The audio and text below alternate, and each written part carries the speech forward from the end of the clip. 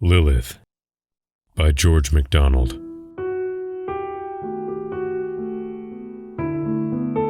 I took a walk on Spaulding's farm the other afternoon. I saw the setting sun lighting up the opposite side of a stately pine wood. Its golden rays straggled into the aisles of the wood as into some noble hall. I was impressed, as if some ancient and altogether admirable and shining family had settled there in that part of the land called Concord, unknown to me, to whom the sun was servant, who had not gone into society of the village, who had not been called on. I saw their park, their pleasure ground beyond through the wood in Spaulding's cranberry meadow. The pines furnished them with gables as they grew. Their house was not obvious to vision. Their trees grew through it. I do not know whether I heard the sounds of a suppressed hilarity or not. They seemed to recline on the sunbeams. They have sons and daughters. They are quite well. The farmer's cart path, which leads directly through their hall, does not in the least put them out, as the muddy bottom of a pool is sometimes seen through the reflected skies. They never heard of Spaulding, and do not know that he is their neighbor. Notwithstanding, I heard him whistle as he drove his team through the house. Nothing can equal the serenity of their lives. Their coat of arms is simply a lichen.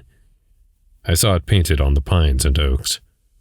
Their attics were in the tops of the trees. They are of no politics. There was no noise of labor. I did not perceive that they were weaving or spinning. Yet I did detect, when the wind lulled and hearing was done away, the finest imaginable sweet musical hum, as of a distant hive in May, which perchance was the sound of their thinking. They had no idle thoughts, and no one without could see their work, for their industry was not as in knots and excrescences embayed. But I find it difficult to remember them. They fade irrevocably out of my mind even now while I speak and endeavor to recall them and recollect myself.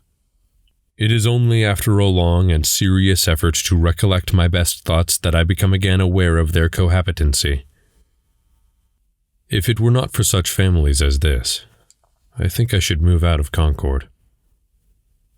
Thoreau, Walking.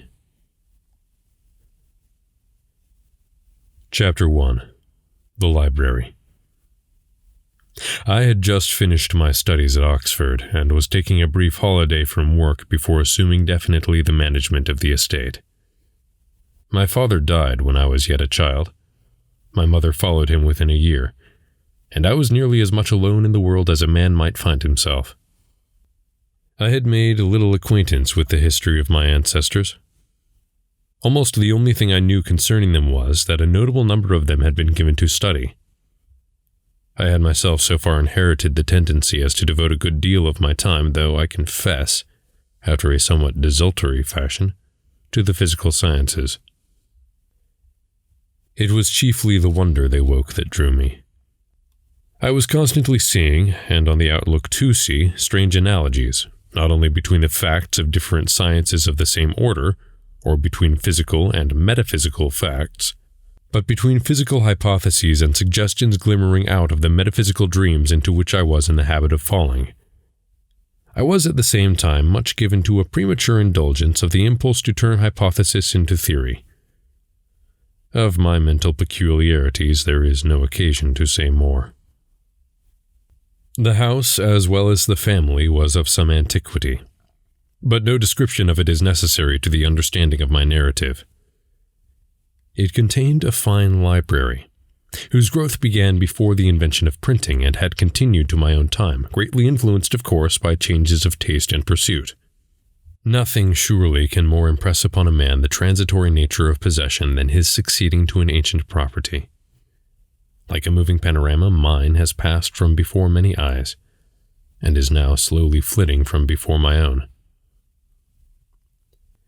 The library, although duly considered in many alterations of the house and additions to it, had, nevertheless, like an encroaching state, absorbed one room after another, until it occupied the greater part of the ground floor.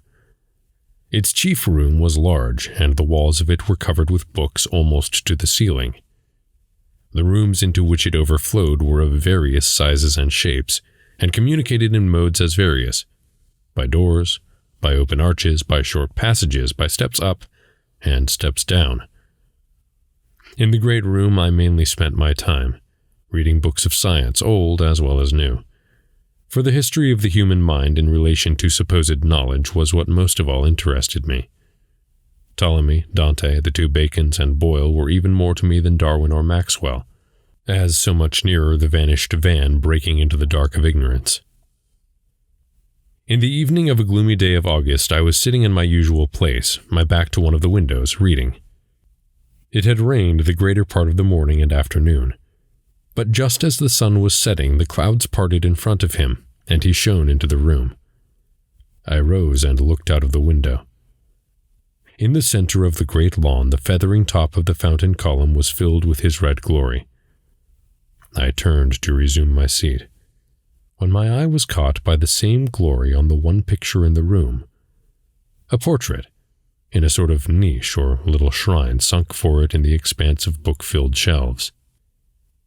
I knew it as the likeness of one of my ancestors, but had never even considered why it hung there alone, and not in the gallery or one of the great rooms among the other family portraits. The direct sunlight brought out the painting wonderfully. For the first time I seemed to see it, and for the first time it seemed to respond to my look. With my eyes full of the light reflected from it, something, I cannot tell what, made me turn and cast a glance to the farther end of the room, when I saw, or seemed to see, a tall figure reaching up a hand to a bookshelf. The next instant, my vision apparently rectified by the comparative dusk, I saw no one, and concluded that my optic nerves had been momentarily affected from within. I resumed my reading, and would doubtless have forgotten the vague, evanescent impression, had it not been that, having occasion a moment after to consult a certain volume, I found but a gap in the row where it ought to have stood, and the same instant remembered that just there I had seen, or fancied I saw, the old man in search of a book. I looked all about the spot, but in vain. The next morning, however, there it was, just where I had thought to find it. I knew of no one in the house likely to be interested in such a book. 3 days after, another and yet odder thing took place. In one of the walls was the low, narrow door of a closet containing some of the oldest and rarest of the books. It was a very thick door with projecting frame, and it had been the fancy of some ancestor to cross it with shallow shelves, filled with book backs only. The harmless trick may be excused by the fact that the titles on the sham backs were either humorously original or those of books lost beyond hope of recovery. I had a great liking for the masked door. To complete the illusion of it, some inventive workman apparently had shoved in, on the top of one of the rows, a part of a volume thin enough to lie between it and the bottom of the next shelf. He had cut away diagonally a considerable portion, and fixed the remnant with one of its open corners projecting beyond the book backs. The binding of the mutilated volume was limp vellum, and one could open the corner far enough to see that it was manuscript upon parchment. Happening, as I sat reading, to raise my eyes from the page, my glance fell upon this door, and at once I saw that the book described, if book it may be called, was gone. Angrier than any worth I knew in it justified, I rang the bell, and the butler appeared. When I asked him if he knew what had befallen it, he turned pale, and assured me he did not. I could less easily doubt his word than my own eyes, for he had been all his life in the family, and a more faithful servant never lived. He left on me the impression, nevertheless, that he could have said something more. In the afternoon I was again reading in the library, and coming to a point which demanded reflection, I lowered the book and let my eyes go wandering. The same moment I saw the back of a slender old man, in a long, dark coat, shiny as from much wear, in the act of disappearing through the masked door into the closet beyond. I darted across the room, found the door shut, pulled it open, looked into the closet, which had no other issue, and seeing nobody, concluded, not without uneasiness, that I had had a recurrence of my former illusion, and sat down again to my reading. Naturally, however, I could not help feeling a little nervous, and presently glancing up to assure myself that I was indeed alone, started again to my feet, and ran to the masked door, for there was the mutilated volume in its place. I laid hold of it and pulled. It was firmly fixed as usual. I was now utterly bewildered. I rang the bell. The butler came. I told him all I had seen, and he told me all he knew. He had hoped, he said, that the old gentleman was going to be forgotten. It was well no one but myself had seen him. He had heard a good deal about him when first he served in the house, but by degrees he had ceased to be mentioned, and he had been very careful not to allude to him. The place was haunted by an old gentleman, was it? I said. He answered that at one time everybody believed it, but the fact I had never heard of it seemed to imply that the thing had come to an end and was forgotten. I questioned him as to what he had seen of the old gentleman. He had never seen him, he said, although he had been in the house from the day my father was 8 years old. My grandfather would never hear a word on the matter, declaring that whoever alluded to it should be dismissed without a moment's warning. It was nothing but a pretext of the maids, he said, for running into the arms of the men. But old Sir Ralph believed in nothing he could not see or lay hold of. Not one of the maids ever said she had seen the apparition, but a footman had left the place because of it. An ancient woman in the village had told him a legend concerning a Mr. Raven, long-time librarian to that Sir Upward whose portrait hangs there among the books. Sir Upward was a great reader, she said, not of such books only as were wholesome for men to read, but of strange, forbidden, and evil books.